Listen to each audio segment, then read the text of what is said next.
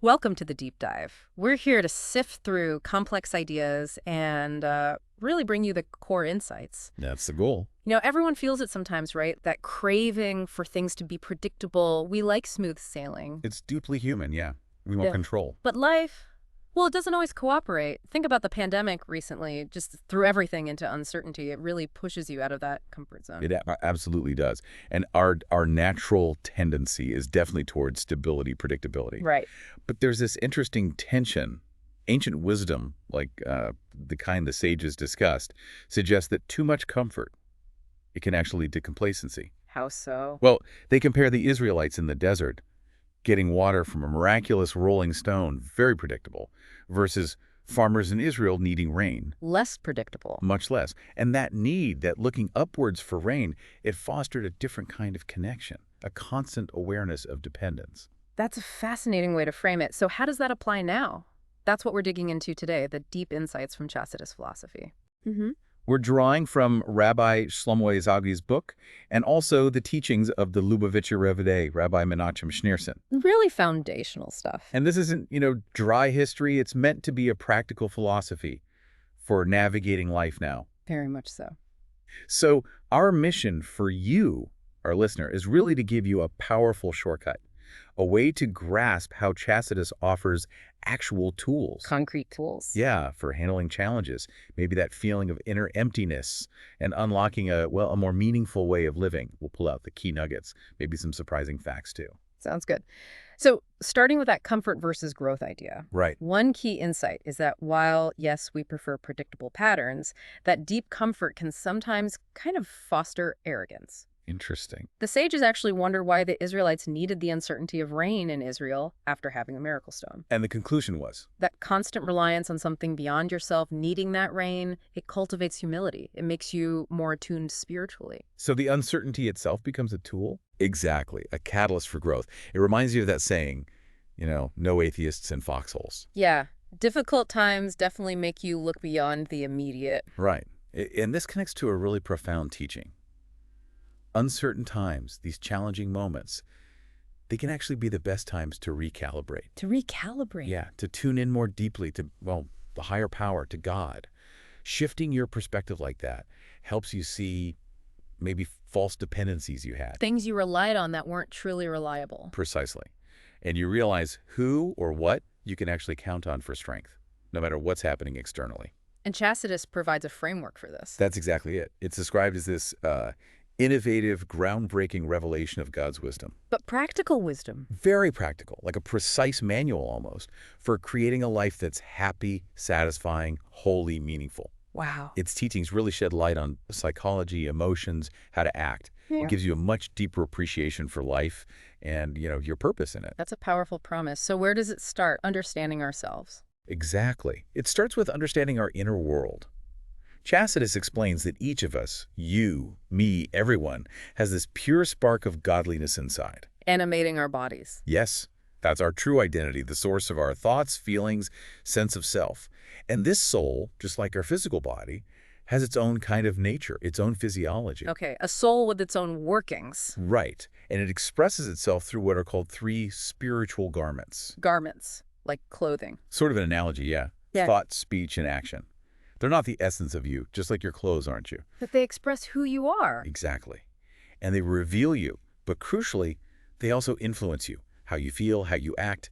Think about putting on formal clothes versus PJs. Right, it changes your whole demeanor sometimes. Precisely. So the really incredible part here, it seems, is the element of choice. Absolutely central. You don't choose your body, you don't choose your soul. But you always choose the garments. Always. Complete control over thought, speech, and action. You can choose to act kindly, even if you're feeling angry inside.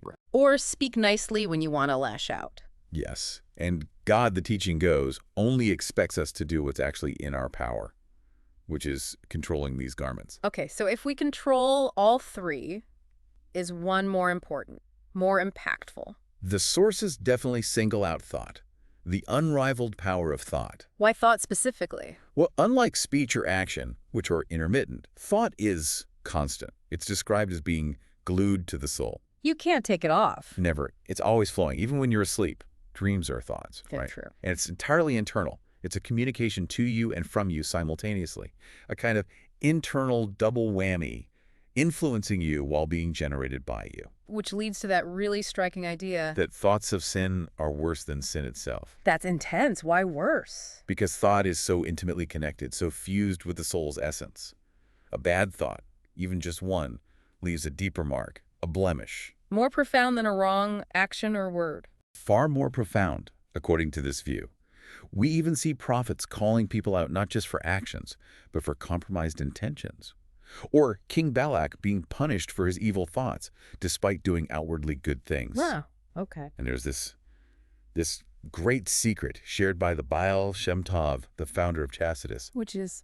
Where a person's thoughts are, that is where the person is. Meaning your thoughts literally place you somewhere. In a sense, yes. They create an internal reality. An illusionary place, maybe, but one that feels true internally. It can elevate your awareness, your whole being, beyond just the physical here and now. Is there an example of this? A really compelling one. A student imprisoned in a Siberian gulag. Terrible conditions. Right. He focused intensely, envisioned himself having a private audience with his spiritual mentor, the Rebbe, who was physically continents away. He later received a written response from the Rebbe addressing the very things he was discussing in his mind during that visualization. That's incredible. It suggests thought can actually bridge physical distance. It demonstrates the sheer power of focused thought. Which brings us to how this applies day to day. Okay. It really highlights the importance of being present, being fully where you are. Not physically here, but mentally somewhere else. Exactly. That makes you feel disjointed, broken, even like a lie to yourself. Like you're not integrated. Right. Think of a soldier on a mission. Focus is everything, all faculties aligned. That's key to success, but also to just genuine satisfaction in anything you do. Being present connects your inner and outer worlds. Okay, so this deep understanding of thought, how does it help with really tough challenges, like addiction or depression? Great question. Chassidus offers some very specific insights here. For addiction, it suggests the root cause is often this deep yearning. A yearning. Yeah, from a soul that feels an emptiness, a lack. A vacuum inside, an absence of real satisfaction or fulfillment. And that's linked to things like low self-esteem, lack of purpose. Often, yes. And that void drives people towards, well, superficial things. Yeah. Or the immediate hit of an addiction to try and fill it. It's like the mind gets compromised. Hijacked is a good word. Chassidus talks about the Yetzer Hara, the animal or evil inclination, and the Ruach Shutis, the spirit of folly. Okay. They operate almost like a computer virus hijacking a system. They render the rational mind kind of useless. So emotion takes over. Exactly. That raw emotional drive just has the person running like a rat on a treadmill, acting illogically, chasing something that never satisfies. And the outside world plays into this. Definitely. The world of concealment. Yeah. The material world, it tends to hide depth and just present glitter. All that glitters. Isn't gold, right? It creates this seductive hurricane of immediate gratification. So you easily overwhelm rational thought, and the result of unhappiness, even depression. So how do you fight back? How do you regain control of the mind? The key Chassidic tool is known as Moyak Shalid El Halev. Which means? The brain has dominion over the heart, or mind over emotions, basically. And how do you achieve that? Through practice. Specifically something called hisboinus, regular meditative sessions. Meditating on what? On faith, awareness, knowledge of God, our Creator. Strengthening the mind's connection to something deeper. Okay. But what about the thoughts themselves? They just keep coming. That's the crucial insight. You can't stop thinking. The flow is constant. So what can you do? You can decide the content of that flow. You control the thoughts by actively inserting what you do want to think about into that stream. Like changing the channel. A bit like that, yeah. You distract yourself from the unwanted thought by focusing on a desired one. And importantly, the sources say initial negative thoughts aren't always your fault. How so? External influences, negativity in the world can kind of feed us thoughts. Like intrusive thoughts? Exactly. Yeah. The choice isn't whether the thought arrives, but whether you relish and enjoy the guest, entertain it. Or kick it out. Or chase them out quickly by inserting a positive thought instead. It takes conscious effort. There's an analogy about being stuck in mud, right? Yeah, I like that one. If you're stuck and just keep thrashing around in the mud, fighting it. You just stay stuck and muddy. Right. You only get free when you set your eyes away from the mud, focus on where you want to go on solid ground. And that applies to thoughts. Don't fight the bad thought directly. Don't get mired in it. Redirect your focus. Look away from the mud of the negative thought towards something positive, something higher. And if those positive thoughts are godly, like from Scripture, Then they have extra power. They don't just replace the bad thought. They have the light of godliness and light chases away darkness. effortlessly. They dissolve the dark thoughts. It's not just substitution, it's transformation. There's a story about that, isn't there? With the Mizitcher Megid. Yes. Yes. A student asked him for, like, a quick prayer, a shortcut to stop bad thoughts during prayer. What did the Megid say? He essentially said, it doesn't work like that. Thoughts come from within you. You have to actively battle them, concentrate, put in the effort. No magic wand. It requires engagement, conscious effort. Absolutely. Like that other story, the rabbi who bolted his door and added an extra piece of wood. Symbolizing extra precautions. Exactly. Guarding the house of the mind against unwanted intrusions. Be proactive. Okay, let's shift specifically to depression then. How is that understood?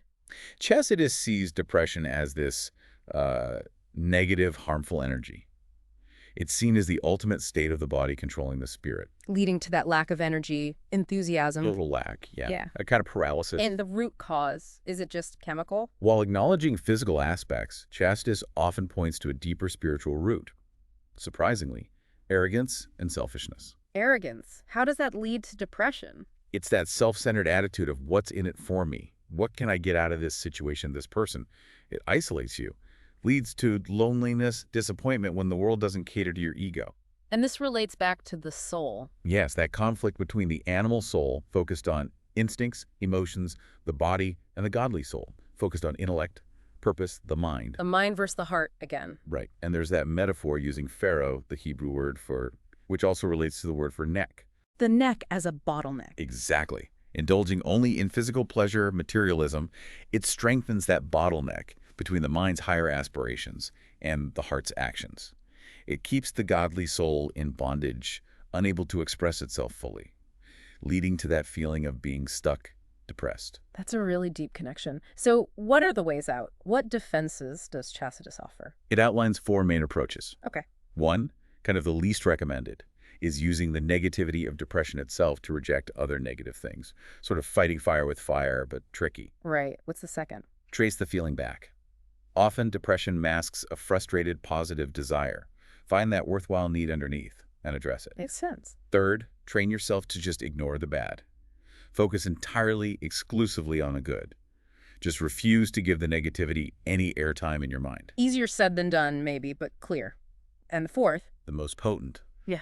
Transform the depression into joy. Transform it. How? By deeply internalizing the belief that all God does is for good. Even the challenges, the difficulties, they are just goodness disguised. Seeing the hidden benefit. That requires a huge shift in perspective. It does, but the practical remedies flow from this. Having a purpose in life that's seen as the best remedy. Purpose combats emptiness. Precisely. And you find purpose often by giving yourself to help something or someone else. Practicing humility. Appreciating the simple miracle of being alive. So depression isn't necessarily a fixed state. It's seen more as a bad habit of thought and feeling. And habits can be changed with a sincere desire to change direction, a new roadmap for your inner life. And that comes back to personal control. Absolutely. The core message is, I am in control. My choices, especially my inner choices of thought and focus, they create the results in my life. That feeling of agency is huge, which leads nicely into building a more positive, blessed life. Where does trust fit in? Fundamental trust, Beitashan, is key. And it's not just hoping for the best. What is it then? It's defined as the tranquility of the soul in the one who trusts. A deep inner security, confidence, with no doubt. Your heart feels safe. Is there an illustration of this? The story of Moses is often used. When he feared exposure after acting righteously, he actually said, alas, the matter is known. That verbalized fear, that lack of complete trust. Open the door for Pharaoh to find out. Exactly. The teaching suggests complete trust might have led to a different unfolding, because there's this principle. Yes. God above is our shadow. He mimics our actions. So if we project trust, God responds in kind. When you truly trust, the teaching says, God sort of ignores other negative factors or calculations and responds with immense kindness, often in a miraculous fashion. So it's about doing what you need to do. Yes, do your part. Don't be passive. But then Then you consciously toss your parcel of worries on God. You let go, knowing your concerns are truly in the most capable hands. that requires real faith. And it ties into purpose, doesn't it? This idea of a unique mission. Absolutely. Chassidus teaches that God has a unique plan, specific mission for every single individual. No two alike. Not at all. Each person has a purpose that only they can fulfill, something the entire cosmos depends on, in a way. Which means comparing yourself to others is pointless. Worse than pointless. It's unhealthy, an exercise in futility. Your path is yours alone. Okay, so how do you build this life of trust and purpose? You mentioned an oasis of blessings. Right, using the land of Israel re-entry as a metaphor for our inner lives. 3 steps. Step 1. Nominate a king. Establish a clear leading value system inside yourself. The mind reason, values, needs to be the king, ruling over the scattered subjects of emotions and desires. So self-awareness and conscious choice based on values. Exactly. Being aware of your habits, pressures, desires, and consciously choosing alignment with what you hold most important. Okay, step 2. Eradicate Amalek. Amalek represents doubt, that energy that cools your enthusiasm. The inner cynic. Precisely. Establishing your inner king, your values, immediately brings up this challenge. Doubt rushes in. And the antidote. Strengthen your faith, actively, Yeah. like reciting the Shema Yisrael, affirming God's unity and your connection. Because enthusiasm, that fire within, it's seen as faith made manifest. Fight doubt with active faith and enthusiasm. Got it. Step 3. Build a sanctuary. Make your life a holy space. By infusing everything you do with a godly purpose, not just religious actions, everything. Your work, your relationships, your downtime, making your whole life a dwelling place for the divine, for blessings, for the miraculous. Like King Solomon said, in all your ways, know him. Exactly that. And all your deeds should be for the sake of heaven. Purpose elevates everything. So with this framework, what happens when challenges inevitably hit? Job loss, illness, difficult relationships. This mindset completely reframes them. They're not just obstacles or punishment. What are them? They're catalysts. Yeah. Opportunities. Challenges push a person to bring the best out of himself, to access strengths they didn't know they had. And it connects to God's nature. Yes, the idea that the world was fundamentally created with kindness. So even downturns, seeming setbacks, are part of an overall benevolent process, moving upwards. Even if we can't see it at the time. Right. Our vision is finite. We often don't know what's really good or bad for us long term. Losing a job might open the door to something amazing. Winning the lottery could, counterintuitively, lead to misery. You mentioned Abraham and Sarah. A prime example. They faced famine, abduction, terrible challenges. But those challenges led to Great wealth. Pharaoh, impressed or perhaps intimidated after the abduction incident, lavished gifts on them. They became exceedingly rich from their personal challenges. So the challenge contained the seed of the blessing. Exactly. And training your mind to look for that blessing, to trust it's there even when hidden. The teaching says this guarantees that life literally becomes better. Your perspective shapes your reality. That's a very hopeful outlook. Okay, one last crucial area, joy. How does Chassidus distinguish real joy from just feeling good? A vital distinction. It differentiates between pleasure and genuine joy. Pleasure is Temporary, fleeting, often superficial, sometimes comes with a hidden cost, a hangover, literal or metaphorical. genuine joy. That's deep, long-lasting. It makes external things, fancy possessions or circumstances, seem less important. They don't hold the same value when you have inner joy. So materialism, consumerism, they offer pleasure, not joy. Exactly. They offer temporary fixes, fleeting pleasures, and they often fight against deeper values, ultimately leading to dissatisfaction, that emptiness we talked about. So where is the source of real deep joy found? King David's words capture it.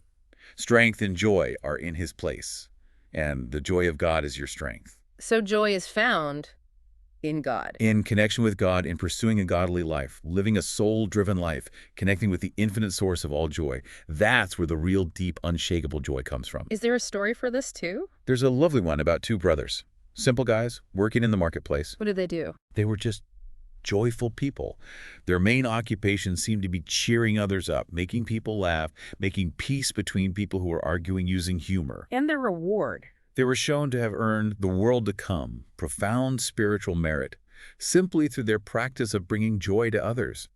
It shows the incredible power of spreading joy. Wow. Okay, we have covered so much ground in this deep dive. We really have. Started with uncertainty, seeing it not just as scary, but as an opportunity, a chance to recalibrate, connect deeper. Right, moving beyond the comfort zone. Then we unpacked the inner world, the soul, and its garments, especially that incredible power of thought, how it's glued to your soul, shaping everything. And the power of choosing those garments. Thought, speech, action. Then we tackled the tough stuff, addiction, depression. Learned about the brain over heart principle, the need for focus, actively inserting positive thoughts. Not just replacing bad thoughts, but dissolving them with godly light. And understanding the roots of depression, often in ego, and the remedies like purpose and humility. And finally, building that blessed life.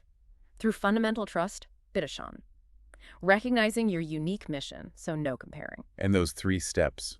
Establishing your inner king, eradicating doubt, building your inner sanctuary. Seeing challenges as hidden blessings, and finding that deep, genuine joy, not just fleeting pleasure, by living a soul-driven life connected to purpose and the divine. A pretty comprehensive roadmap. It really is. So as a final thought for you, our listener, just consider that power, the almost scary power you hold in your thoughts alone. Where your thoughts are, there you are. If your thoughts can shape your inner world, influence circumstances, maybe even bridge distances, what conscious, purposeful thought are you going to choose? What will you insert into the flow of your mind right now, today? To start manifesting that more meaningful, more joyful reality you seek. For yourself, and maybe, like those brothers, for everyone around you too. Something to really mull over.